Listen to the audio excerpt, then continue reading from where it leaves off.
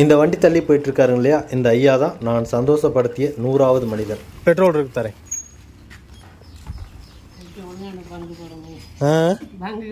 இருக்கு தரேன். கடவுள் அருளால் நிறைய பேர் அன்னதானம் பண்ணுறாங்க, ரத்த தானம் பண்ணுறாங்க. நான் சின்னதாக ஆரம்பித்து இப்போ பெட்ரோல் தானம் பண்ணிகிட்ருக்கிறேன்.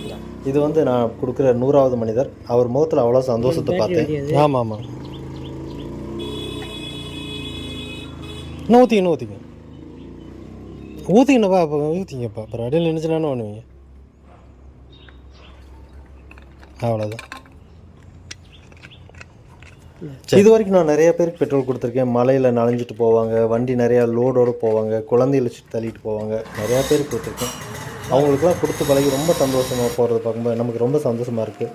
அடுத்தவங்களுக்கு கொடுத்து சந்தோஷப்படுத்துறது ஒரு விதமான போதை. அதை சொன்னால் புரியாது, மற்றவங்களுக்கு கொடுத்து அனுபவிச்சா தான் அதை பற்றி